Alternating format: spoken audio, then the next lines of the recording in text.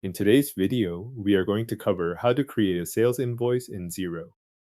Begin by logging in to your Xero account with your usual sign-in details. Once you are in the dashboard, look for the main navigation menu and go to Sales, then select Invoices. This opens the area where you can view existing invoices and create a new one. From here, click New Invoice to start a fresh sales invoice. Xero will open the invoice form, and this is where you will enter the customer and the transaction details.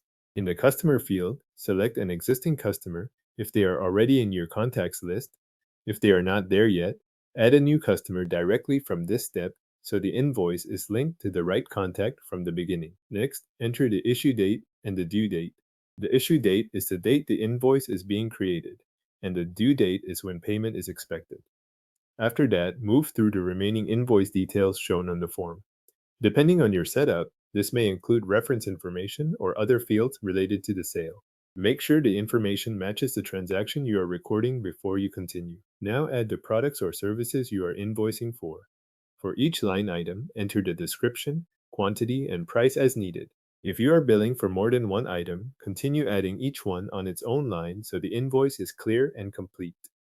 Take a moment here to make sure the quantities and prices are entered correctly, since this affects the invoice total and what the customer receives. Once the line items are in place, review the invoice information carefully.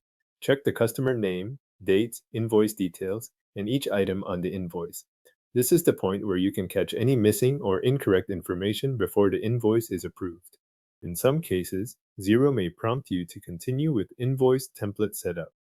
If that appears, click Add Details if you want to enter the template information now, or click Skip for now if you want to move ahead without changing those settings at this time.